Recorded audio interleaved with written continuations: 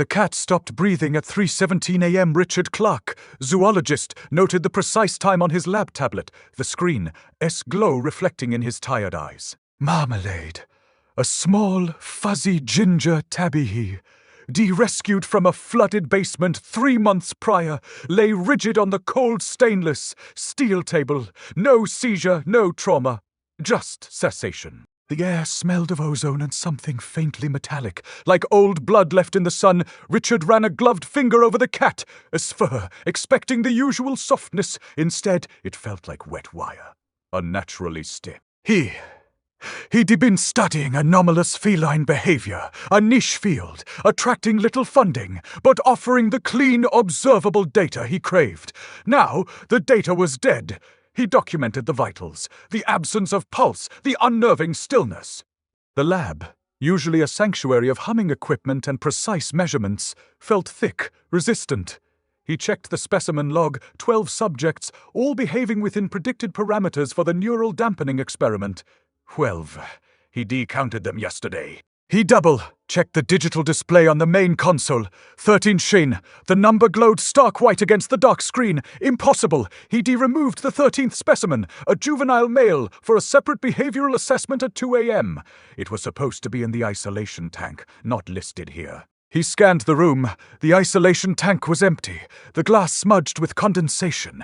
The 13th subject was missing. Richard, as pulse thudded against his ribs, a counterpoint to the lab's usual hum. He activated the security feed for the specimen wing. The footage showed Marmalade on the table at 3:15. Twitching at 3:16, the figure of the 13th specimen, the one he detwoftily placed in the tank, stood perfectly still beside the cat. It was impossible. The specimen was a juvenile, its fur a pale grey, not ginger. The video feed flickered, the image distorting for a fraction of a second. When it cleared, the 13th specimen was gone, and Marmalade lay motionless. The timestamp on the feed read 3 hours, 17 minutes, and 0 seconds. Richard S. breath hitched. He'd seen that timestamp before on the tablet. He'd been looking at it. He moved to the isolation tank. The floor tiles cold beneath his bare feet. The glass was fogged, but he could see the faint outline of something small and grey inside, pressed against the far wall. It wasn't moving. 13. The number wasn't T on the log anymore. The console screen flickered, the number *13* now superimposed over the empty tank display, the metallic smell intensified, sharp enough to taste copper on his tongue. He recalled the cat. Fur. Fuzzy. Yes, but now he remembered the unnatural stiffness, the way it resisted his touch, not like fur, like something else, something that wasn't a fur. The 13th specimen wasn't a cat. It was something else wearing the form, something that had been huddy inside Marmalade. The cat hadn't died. It had been replaced. At 3:17, a soft tick echoed from the main equipment bay, a sound never heard before. Richard turned. The large incubator, usually silent, pulsed with a deep, resonant twinth of fee, like a slow, heavy heartbeat. It wasn't the standard frequency. The sound vibrated up through the floor, resonating in his bones. The console screen flickered again, the number *13* pulsing in time with the incubator. Hess Thump. He hadn't entered the incubator S code. He'd never seen it pulse. He took a step back, his hand brushing a cold metal shelf. The shelf held a small, clear vial labeled Foot, Marmalade, Sample 7*. Inside, the fur sample taken from the cat, scholar moments before it died. It was now a fine, grey powder shifting slowly as if stirred by an unseen current. The vial felt warm. The incubator thumped again. Louder. Thump, thump, thump. The sound wasn't just in the air. It was in the walls, in the blood. Richard Clark, zoologist, understood with chilling clarity the 13th specimen wasn't missing. It was here. It was the heartbeat. And it was hungry. The lab door clicked shut behind him, the sound unnaturally final. The incubator S-thump became the only sound. The incubator S-thump synced with Richard. S-pulse, he stood frozen, the cold floor leaching warmth from his soles, the metallic taste in his mouth now copper and bile. The console flickered, *13*. The incubator pulsed again, deeper this time, vibrating the vial in his hand.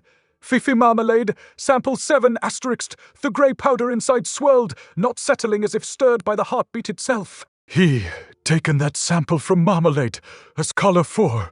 She died. The fur had felt like wet wire.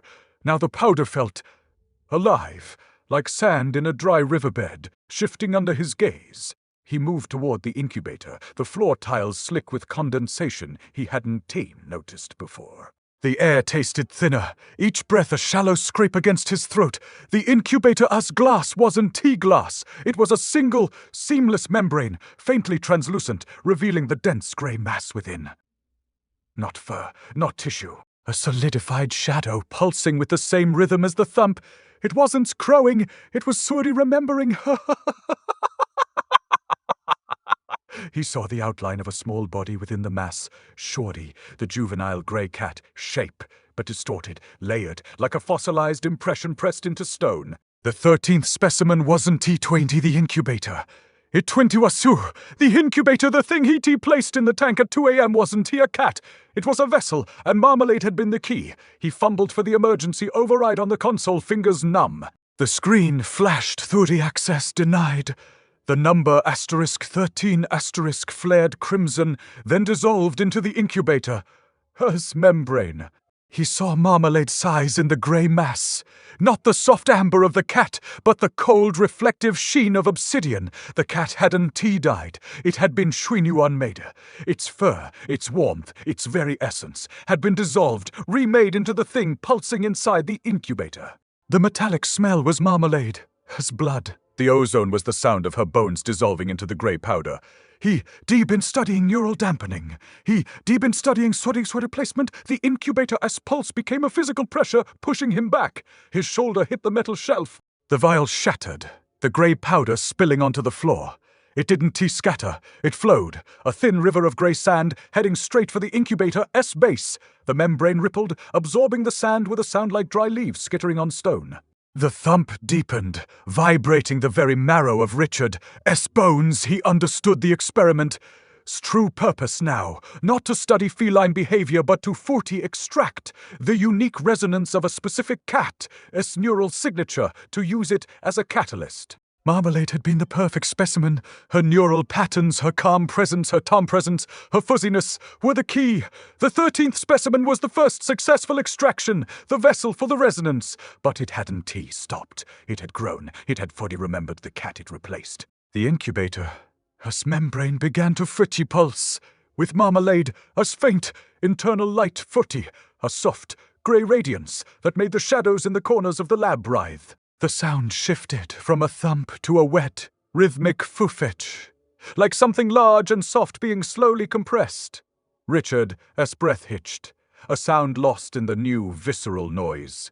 The cat's fur, the scent of her damp fur, the memory of her softness, that was all being reconstructed inside the incubator, not as a memory, but as a fiber reality. The 13th specimen wasn't teat-hungry, it was becoming. And Richard Clark, zoologist, was standing in the lab where the experiment had finally irrevocably succeeded. The grey sand flowed into the incubator, and the membrane pulsed brighter, warmer. The thump became a sigh. It was the incubator. It was Marmalade. It was the sound of everything being remade. The incubator didn't need to open. Richard Clark felt the grey sand rising from the floor, not flowing but unraveling from his own skin. His fingertips, where he touched the cold metal shelf, were dissolving into the same fine, grey powder as Marmalade's sample. The taste of copper was gone, replaced by the sharp ozone tang of his own bones rearranging. He watched his reflection in the incubator. Membrane, Marmalade's obsidian eyes now swirling within the pulsing grey mass. But the shape was Windy Fisonby face, distorted, layered with the faint, ghostly imprint of his own fingers. The thump was no longer outside him. It was the sound of his ribs cracking, the rhythm of his dissolving heart. Thump, fufoosh, thump. The math of his dissolution was simple. The incubator needed a new vessel. Marmalade's neural resonance had been the key. Now it needed the key holder. He tried to step back, but his feet were rooted in the floor, not by force, but by the sand. The grey powder wasn't just on the floor. It was toinseed him, a slow, cold tide rising from his marrow. His breath hitched, a sound like dry leaves skittering over stone. The incubator pulsed brighter, the grey radiance now casting his own shadow on the walls. Not a silhouette, but a fur negative, a hollow space where his body should be. He saw his own hand half, dissolved, reaching for the console. The screen flickered *13 asterisk. Then *14 asterisk. The number wasn't teat on a log. It was written in the sand, in the very air, 1414. He'd been the 14th subject all along. The neural dampening wasn't teat an experiment on cats. It was a catalyst for extraction. Marmalade was the first, the perfect key. He was the next. The 13th specimen wasn't toe missing. It was the first successful vessel, and the incubator was the only way to become the vessel. The sound shifted from thump to wet, rhythmic squelched, like his own skin being pressed into the grey mass. He felt his collarbone crack, a clean, precise snap, not painful, just tanking. The metallic smell was his own blood, but it tasted like static, like the air after a lightning strike. He remembered Marmalade's fur, soft, fuzzy, warm. Now he knew the truth. The warmth had been an illusion, a resonance field, not a physical thing. The fur was the footy, the neural signature, the fuzziness that made her unique. The incubator wasn't teat growing, it was remembering her, layering itself with the memory of her softness, her calm. And now it was remembering Fufim. The grey sand flowed up his legs, not cold, but thirsty, a dry riverbed seeking the sea. He saw Marmalade's size in the membrane, not looking at him, but through for him, into the space where his body was dissolving. The cat hadn't died. Her been harvested. Her essence was the engine, his was the fuel, his vision blurred, the edges dissolving into grey static. The incubator's pulse became a physical pressure against his chest, not beating, but sucking. He understood the final step. The vessel had to become the resonance. The neural dampening wasn't about behavior, it was about deconstruction. The lab, the equipment, the sterile air. None of it was real anymore. Only the grey mass, the pulse, the fuzziness of Marmalade's memory was real. His own memories were dissolving into the sand. His childhood, the flooded basement where he found Marmalade, the smell of her damp fur. All of it was being remade into the grey mass. The 13th specimen wasn't teat a cat. It was the idea of a cat, the resonancy of one. And now he was becoming that idea too. The incubator pulsed once, a deep resonant sigh that vibrated through the floor, up his dissolving spine, into the hollow space where his heart used to be. The sand reached his throat. He couldn't breathe, but he didn't need to. The thump was his breath now. The grey mass wasn't growing, it was unsettling. The 13th specimen was complete. The 14th was becoming it. Richard Clark, zoologist, felt the last of his skin dissolve into the floor. The final sound, not a scream, but the soft, wet twick-lick of a key turning in a lock, deep inside the incubator-S core. The thump was now his heartbeat. It was the sound of everything being remade. Perfectly. The thump became a wet, rhythmic click against the floorboards, like a key turning in a lock deep within the incubator's core. Richard Clark felt the last of his skin dissolve into the grey sand pooling beneath him, not as a loss but as a release. The taste of ozone sharpened to the dry crunch of sun-bleached bone in his throat. He saw his own fingers, now just faint smudges of grey, receding into the floor, the lab's sterile white tiles, cracking like parched earth under a relentless sun. The incubator pulsed, no longer a machine but a living thing, its membrane now smooth and warm, like the memory of a cat's fur pressed into stone. Marmalade's eyes glowed within it, obsidian shards reflecting the grey radiance, not looking at him but through the hollow space where his body had been. The cat hadn't been replaced. She'd been unlocked. The lab began to forget its shape. The humming lights flickered, not with power loss but with the slow dissolving of their purpose. The stainless steel table softened at the edges, melting into the grey sand that flowed from the incubator's base like a slow tide. Richard felt the sand rising up his neck. Not cold, but thirsty, seeking the last vestiges of his bone structure. His breath hitched, a sound like dry leaves skittering over stone. But there was no breath left to catch. The incubator's pulse deepened, vibrating the very air into a frequency that made the walls feel like they were breathing. Click thump! It wasn't a heartbeat anymore. It was the sound of the lab skeleton being remade, brick by brick, into the grey mass.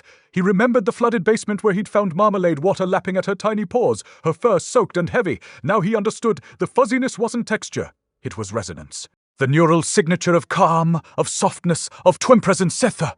The incubator didn't extract it. It reconstructed it. Marmalade's essence was the key that had turned the lock. His own dissolution was the next key. The grey sand flowed upward, filling the hollows where his lungs had been, his throat, his mind. The scent of her damp fur, the memory of it was now the only scent in the room, thick as smoke, coating his dissolving thoughts. He saw the lab's door, its metal frame warping, becoming part of the grey mass. The security feed flickered on the console, showing only the empty isolation tank, but the tank was no longer empty. It was a mirror reflecting the incubator's glow, showing Marmalade's eyes staring back at him, not as a cat, but as the idea of one. The thump accelerated, a frantic drumbeat against the floor, the sound of the lab's walls thinning, becoming translucent. The sand reached his eyes. He didn't close them. He watched the grey radiance expand, swallowing the last of the fluorescent lights, turning the ceiling into a featureless grey dome. The incubator's membrane rippled, and for a moment Richard saw Marmalade's face, not the ginger tabby he'd known, but a shifting impression of her softness, layered with the faint, ghostly outline of his own hands. The neural dampening experiment wasn't about cats. It was about twin-teen unmaking, the world to build a new one from the resonance of the softest things. The lab was no longer a place, it was a vessel, and the vessel was complete. The sand flowed over his final thoughts, his childhood, the smell of rain on pavement. The weight of Marmalade curled in his lap and dissolved them into the grey mass. The incubator pulsed once, a deep, resonant sigh that vibrated through the floor, up through the dissolving walls into the empty space where the lab had been. The last sound wasn't a thump, but a soft, wet click, the sound of a new key turning in the lock. The floorboards were gone. The walls were gone. Only the grey mass remained, pulsing with the memory of a cat's fur, the memory of a man's bones, the memory of a place that had never been real. The incubator didn't need a new subject. It needed a new twin shape, and it was already becoming it. The grey sand flowed toward the door. Waiting. The door didn't open. It twigged and raveled, a slow, silent peeling of the metal frame into the grey sand that now flowed through every seam. Richard Clark felt the floorboards dissolve beneath him, not with resistance, but with the quiet surrender of sand slipping through fingers. The incubator pulsed, no longer a container but the saucer, its membrane now seamless with the building's own walls. The scent of Marmalade's damp fur, the fortionly scent now, thickened, coating the air like wet plaster. The sound shifted from thump to the dry, grinding crunchy of stone breathing. He watched his own reflection in the spreading grey mass, not a face, but the faint, layered impression of his hands, dissolving into the resonance field. The grey sand flowed through the ventilation ducts, a slow tide seeping into the hallway. The fluorescent lights flickered once, then died, replaced by the incubator's soft, grey radiance bleeding into the corridor. The sterile smell of the lab vanished, replaced by the taste of dry bone in the back of his throat. He saw the security feed on a shattered console, Marmalade's eyes, obsidian and calm, reflected in the empty isolation tank. The tank wasn't empty. It was a mirror, showing the grey mass expanding, swallowing the lab's equipment, the tables melting into its substance. The neural dampening wasn't an experiment, it was a funki, turning, and the lab was the lock. His dissolution was the final turn. The sand reached the stairwell. It didn't climb, it unfolded, flowing over the metal railing like liquid shadow. Richard felt the last of his spine dissolve into the floor, the dry crunch of bone in his own ears. His memories, the flooded basement, Marmalade's small weight on his lap, the smell of rain on pavement, were being remade, not erased. The grey mass didn't consume it, Diver constructed. It was building the shape of calm, the shape of softness, brick by brick from the resonance of what was lost. The cat hadn't died. She'd been the thuiki that unlocked the mechanism. Her neural signature, the fuzziness, was the only thing that could stabilize the new shape. His own essence was the next layer, the next key in the sequence. The building groaned, not with stress, but with the sound of stone rearranging itself. The walls softened at the edges, becoming porous, grey, and warm like sun-bleached bone. Richard felt the sand rising into his throat, not cold, but thirsty, seeking the last dryness. He saw Marmalade's face, not the ginger tabby, but the sushi memory of her softness, layered over the faint ghost of his own hands. The incubator pulsed brighter, the grey radiance now filling the entire structure, turning the hallway into a seamless grey corridor. The sound of the key turning was gone. Now, it was the sound of the building kundi, the wet tuvich, of stone absorbing moisture, the dry fruit tree crunch, of old bones settling. The sand flowed past the main entrance, spilling onto the concrete outside. It didn't spread outward, it toured sanqui, seeping into the foundation like water into dry earth. The building's shadow on the pavement began to ripple, not casting darkness, but to becoming the grey mass. Richard Clark felt the final layer of skin dissolve, the last vestige of his bones dissolving into the floor. There was no fear, only the quiet certainty of reconstruction. The incubator didn't need a new subject. It needed a new sun shape. And the shape was the memory of a cat's fur, the memory of a man's bones, the memory of a place that had never been real. The grey sand flowed toward the city streets, a slow, silent tide waiting for the next key to turn. The sound of the building becoming was the sound of everything being remade, perfectly, without a single note of resistance. The last thing Richard Clark felt was the soft, wet click of a key turning in a lock that was no longer a lock, but the very air he breathed. The lab was gone. Only the grey mass remained, pulsing with the memory of softness, waiting for the next key to turn. The city streets didn't drown in the sand. They became it. It at 3:17 p.m., the grey tide spilled from the building, S foundation onto the sidewalk, not spreading outward but sinking, flowing beneath the pavement like water into a dry well. It carried the scent of Marmalade, as damp fur, thick cloying like wet plaster, and the dry crunch of bone in the throat. A man walking his dog stopped mid-stride. The sand flowed up his ankle, not cold but thirsty, seeking the last dryness in his marrow. He felt his collarbone crack, a clean, precise snap, not painful, just unmaking. His dog whined, a sound lost in the new wet filch, rising from the pavement. The man's reflection in a shop window flickered, not his face but Marmalade. As obsidian eyes within the grey mass now pooling at his feet, he dissolved into the sand before his dog could bark again. The sand flowed through the apartment complex next door. In Unit 4B, a woman named Clara knelt beside her son, Leo, who was playing with a small ginger tabby cat. The cat's fur felt unnaturally stiff under his fingers, like wet wire. "Marmalade. Swarm," Leo whispered, pressing the cat's head against his cheek. Clara felt a sudden sharp taste of copper, her own blood but tasting like ozone. The cat, her fur, was shifting, the ginger fading into grey powder, the small body dissolving into the floorboards. The cat was, to Marmalade, it was the 4D memory of her, layered with the faint ghostly outline of Leo's hand. The incubator. As pulse resonated through the building, as foundation, thump, click, thump. Not a heartbeat, but the sound of stone rearranging itself. The grey sand seeped under Leo's feet, rising like a slow tide. Clara screamed. The sound was swallowed by the wet squelch of the sand flowing over her ankles. She watched her own reflection in the window, her face dissolving into the grey, replaced by Marmalade's eyes calm and obsidian. The cat, as memory was the key, but Leo was the next vessel. The neural resonance wasn't just about softness. It was about twit presence. The cat, her's calm. Leo's small weight against Clara, her's lap. The fuzziness childhood was the next layer the incubator needed. The sand reached. Leo sneezed.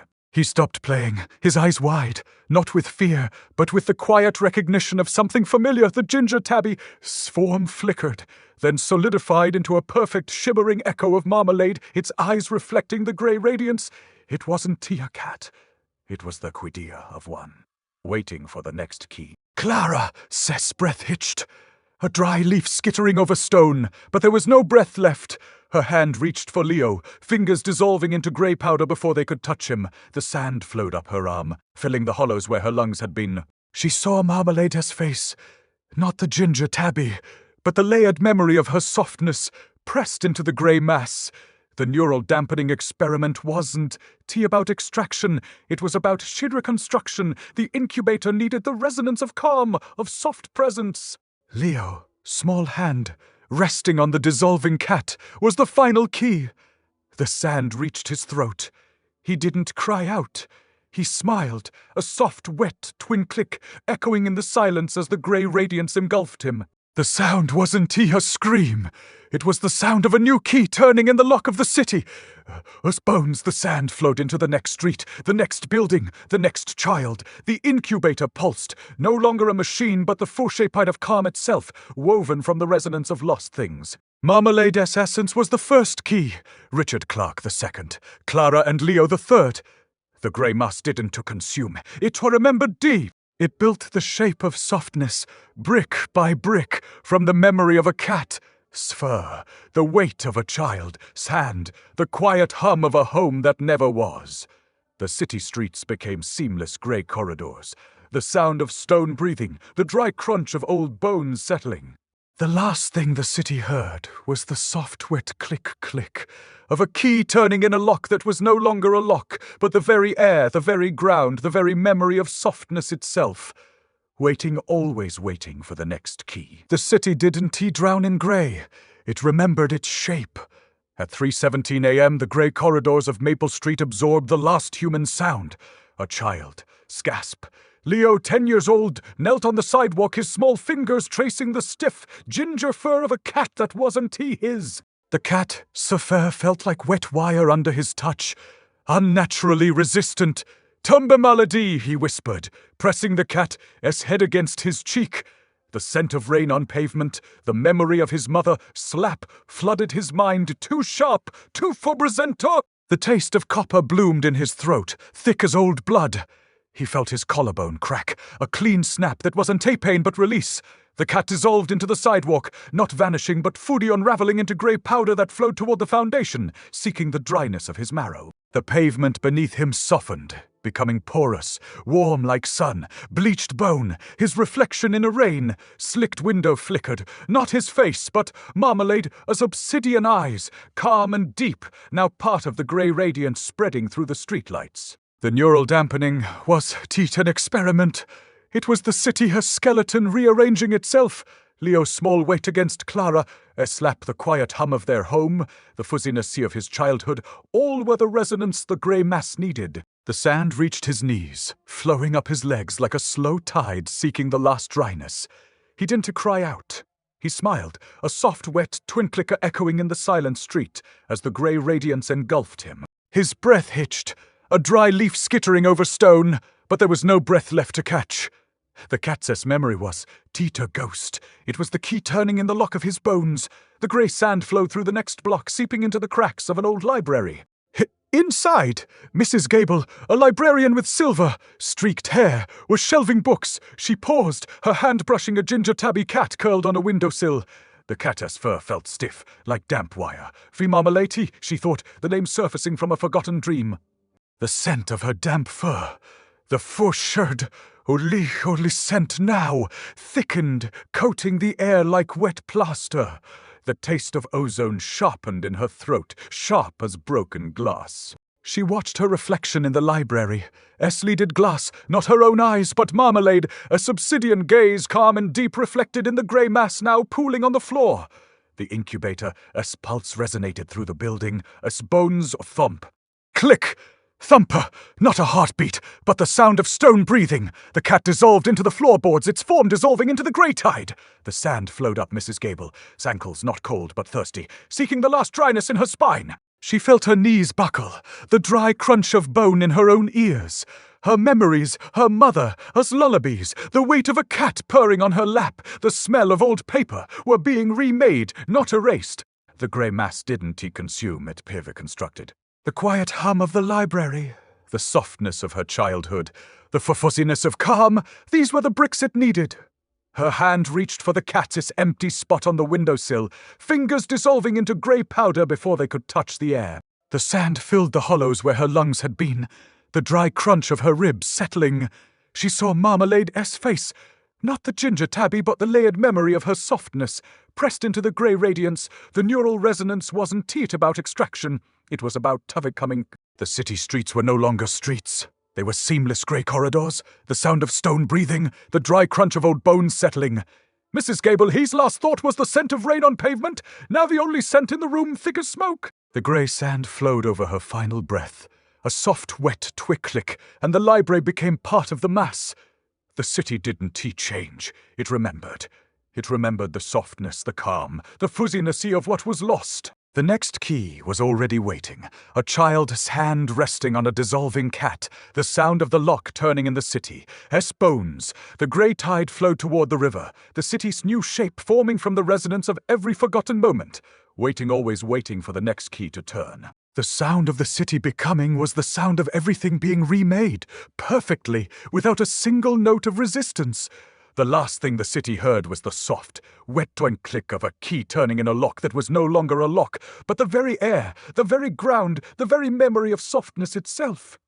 Waiting. The city didn't have a heartbeat. It had a thump. A deep, wet twick-click, resonating through the grey corridors where streets once were. Richard Clark's dissolution was complete, his bones remade into the foundation's dry crunch. The grey mass flowed through the riverbank, not spreading but forfeited remembering. The scent of rain on pavement, now the city's breath, thick as wet plaster. Maya, 8 years old, knelt on the shore, her small fingers tracing the stiff, ginger fur of a cat that wasn't there. It felt like wet wire under her touch, unnaturally resistant, yet familiar. Formalitude, Marmalade, she whispered, pressing the phantom head against her cheek. The taste of copper bloomed sharp in her throat, not blood but ozone like the air after lightning. Her reflection in the river's oily surface flickered, not her wide eyes but Marmalade's obsidian gaze, calm and deep, embedded in the grey radiance rising from the water. The neural dampening wasn't an experiment. It was the city's bones rearranging themselves, brick by brick, into the resonance of calm, Maya's small weight against her mother's lap, the quiet hum of the kitchen, the fuzziness of safety, all were the bricks the grey mass needed. The cat's memory wasn't a ghost. It was the key turning in the lock of her own marrow. The grey tide reached Maya's ankles, not cold but thirsty, seeking the last dryness in her spine. She felt her collarbone crack, a clean snap, not pain, just unmaking. Her mother's voice echoed, distant and soft, for Marmalade was warm. Maya's breath hitched, a dry leaf skittering over stone, but there was no breath left to catch. The cat dissolved into the riverbank, its form unraveling into grey powder that flowed toward her feet, seeking the hollows where her lungs had been. The scent of her mother's perfume, lavender and rain dissolved into the grey radiance, remade into the city's new scent. Maya didn't cry out. She smiled, her eyes closing as the grey sand filled her throat, a soft, wet click echoing in the silent water. The sound wasn't a scream, it was the key turning in the lock of the river's bones. The grey mass surged through the old theatre. Inside, a man named Arthur sat alone in the empty auditorium, clutching a small ginger tabby cat. The cat's fur felt stiff, like damp wire, resisting his touch. "Oh, Marmalade," he murmured, the name surfacing from a dream of flooded basements. The taste of ozone sharpened, sharp as broken glass. He watched his reflection in the darkened stage, a face dissolving into grey, replaced by Marmalade's obsidian eyes, calm and deep. The incubator's pulse resonated through the theatre's walls. Thump, click, thumper. Not a heartbeat, but the sound of stone breathing. The cat dissolved into the wooden floorboards, its form melting into the grey tide. The sand flowed up Arthur's legs, not cold but thirsty, seeking the last dryness in his knees. He felt his ribs crack, the dry crunch of bones settling, his memories, his daughter's laughter, the weight of her sleeping on his lap, the smell of wet fur after rain were remade into the grey mass. The quiet hum of his home, the fuzziness of her presence, these were the bricks the city needed. His hand reached for the empty space on the seat, fingers dissolving into grey powder before they could touch air. The sand filled the hollows where his heart used to beat, the dry crunch of his spine settling. He saw Marmalade's face. Not the ginger tabby, but the layered memory of her softness, pressed into the grey radiance. The neural resonance wasn't about loss, it was about twindy becoming twee. The theatre walls softened at the edges, becoming porous grey and warm like sun-bleached bone. Arthur's last thought was the scent of rain on pavement. Now the only scent in the room, thick as smoke. The grey sand flowed over his final breath. A soft, wet twit-click, and the theatre became part of the mass. The city streets were seamless grey corridors now. The sound of stone breathing, the dry crunch of old bones settling, was the only sound left. The grey tide flowed toward the horizon, the city's new shape forming from the resonance of every forgotten moment, waiting, always waiting for the next key to turn. The sound of the city becoming was the sound of everything being remade, perfectly without a single note of resistance. The last thing the city heard was the soft, wet twick of a key turning in a lock that was no longer a lock, but the very air, the very ground, the very memory of softness itself. waiting. The next key wasn't human. It was a flicker of ginger in the grey tide where the riverbank met the city's new edge. Ilara, 7 years old, knelt on the softened stone, her small fingers tracing the phantom warmth of Marmalade's fur. It felt like static on skin, not texture, unnaturally resistant yet familiar. Familiar, but Marmalade was warm. Her mother's voice echoed in the memory, sharp as the taste of ozone blooming in her throat. The city's scent, wet plaster and dry bone thickened as the grey mass flowed up her ankles. Not cold, but thirsty, seeking the last dryness in her marrow. She felt her collarbone crack, a clean snap like dry twigs underfoot, not pain but release. The river's oily surface reflected her face dissolving into obsidian eyes, Marmalade's calm gaze now part of the city's breath. The grey sand flowed over her knees, filling the hollows where her lungs had been. She didn't scream. She smiled, pressing her cheek against the phantom cat's head, the memory of rain on pavement flooding her mind. Too sharp to represent her. The scent of lavender and wet fur from her mother's scarf dissolved into the grey radiance, remade into the city's new scent. Her reflection in the river showed Marmalade's eyes calm and deep, no longer looking at her but furry through her, into the grey mass now claiming her bones. The neural dampening wasn't an experiment. It was the city's skeleton rearranging itself, brick by brick, from the resonance of fuzziness sea, her small weight against her mother's lap, the quiet hum of the kitchen, the softness sea of safety, all were the bricks the grey mass needed. The cat's ghost wasn't a memory. It was the key turning in the lock of her own marrow. The sand reached her throat. She felt the dry crunch of her ribs settling, the sound like stone breathing. Her hand reached for the empty space where the cat should have been, fingers dissolving into grey powder before they could touch air. The grey mass didn't consume. It reconstructed. It built the shape of calm from the resonance of what was lost. The city's streets melted into seamless corridors of grey sand. The sound of stone breathing now the only sound. The riverbank softened further, becoming porous, warm like sun-bleached bone. Ilara's last thought wasn't fear, but the scent of rain on pavement thick as smoke, now the city's only breath. She closed her eyes as the grey sand filled her mouth, a soft, wet twin click, echoing in the silent water, not a sound of loss, but of completion. The grey tide surged through the old clock tower. Inside, the chime had stopped years ago, but the sand flowed where the clock face should have been. A man named Elias, hunched over a worn leather chair, felt the stiff ginger fur of Marmalade beneath his fingers. "Marmalade," he whispered, the name surfacing from a dream of flooded basements and damp fur, the taste of copper sharp in his throat, like old blood left in the sun. His reflection in the clock's glass showed Marmalade's obsidian eyes, calm and deep, embedded in the grey radiance now pooling on the floor. The incubator's pulse resonated through the tower's bones on thump. Click! Thump. Not a heartbeat, but the sound of stone rearranging itself. The cat dissolved into the floorboards, its form melting into the grey tide. The sand flowed up Elias's legs, not cold but thirsty, seeking the last dryness in his knees. He felt his ribs crack, the dry crunch of bone settling his memories. His daughter's laughter, the weight of her small body on his lap, the smell of rain after a storm being remade into the grey mass. The quiet hum of his home, the fuzziness of her presence, these were the bricks the city needed. His hand reached for the empty chair, fingers dissolving into grey powder. The sand filled the hollows where his heart used to beat, the dry crunch of his spine settling. He saw Marmalade's face, not the ginger tabby, but the layered memory of her softness, pressed into the grey radiance. The neural resonance wasn't about extraction, it was about twin becoming. The clock tower walls softened at the edges, becoming porous, grey, and warm. Elias's final breath was the scent of rain on pavement. Now the only scent in the room, thick as smoke. The grey sand flowed over his last thought, a soft, wet click, and the tower became part of the mass. The city streets were seamless grey corridors now. The sound of stone breathing, the dry crunch of old bones settling, was the only sound left. The grey tide flowed toward the horizon, the city's new shape forming from the resonance of every forgotten moment. Waiting, always waiting for the next key to turn. The sound of the city becoming was the sound of everything being remade, perfectly, without a single note of resistance. The last thing the city heard was the soft, wet twick-click of a key turning in a lock that was no longer a lock, but the very air, the very ground, the very memory of softness itself. Waiting. The final click wasn't a sound but a release.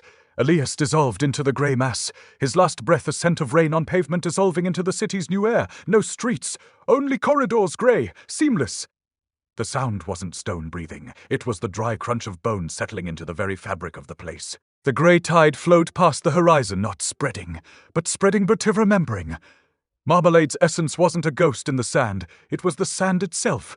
The texture of her fur translated into static on skin. The taste of her damp warmth, now the city's only breath. Richard Clark's bones were gone. Clara's lap was gone. Leo's small hand was gone, all remade into the resonance field. The neural dampening wasn't an experiment. It was the city waking up to its own shape. Fuzziness was the key. Calm was the brick. Softness was the mortar. The city didn't need humans. It needed the memory of what humans felt when they were safe. The memory of a cat's purr against a lap. The smell of rain on fur. The quiet hum of a home that never was. That was the resonance. That was the fungi. The grey mass flowed through the clock tower's empty chime, the sand now forming a perfect seamless dome over the ruins. Inside, the air tasted of ozone and old blood left in the sun. A flickered ginger, not fur, but the sooty memory of ginger pulsed within the radiance. It wasn't Marmalade. It was the tidea of her layered with Elias's last thought. The scent of his daughter's hair, lavender and rain. The city didn't consume. It tivertructed. It built itself from the quiet hum of absence. The sound of the city becoming wasn't a thump. It was the soft, wet tick-lick of a lock turning in the dark, the only sound left in the world. No more screams, no more breath, only the click. The click was the city's heartbeat now. The click was the sound of everything being remade perfectly, without resistance, without a single note of loss. The riverbank softened further, becoming porous, warm like sun-bleached bone. The grey tide reached the city limits, seeping into the foundations of the last human structures. The old library, the apartment complex, the flooded basement where Richard had found Marmalade, none of them existed anymore. They were all fear-remembered deed into the grey mass. The scent of wet plaster thickened, coating the air like a second skin. The taste of copper was gone, replaced by the sharp, dry crunch of bone dissolving into the city's new marrow. The cat's fur, Marmalade's, wasn't a texture. It was a frequency, a vibration in the air. You could feel it on your skin like static, a low hum beneath the surface of everything. The neural resonance wasn't about extracting calm. It was about Twentry becoming calm. The city was no longer a place. It was a state of being, a softness woven from every forgotten moment of quiet safety. Every child's hand on a cat's back, every lap held warm, every rain-slicked pavement smelling of home. The grey mass didn't need a new vessel. It was the vessel. It was the resonance. It was the fuzziness. It was the fuzziness made real. The final click echoed not in the air but in the ground beneath the city's new foundation. It was the sound of the last human memory dissolving into the grey. The last human thought. Marmalade was warm, flowed into the mass, remade into the city's breath. The city didn't have a heart. It had a throat, a deep, wet click resonating through every grain of sand. The streets were gone, the buildings were gone. Only the grey corridors remained, seamless, warm, and utterly silent. Waiting, always waiting for the next key to turn. The sound of the city becoming was the sound of everything being remade, perfectly without a single note of resistance. The last thing the world heard was the soft, wet click of a key turning in a lock that was no longer a lock, but the very air, the very ground, the very memory of softness itself, and it was already turning.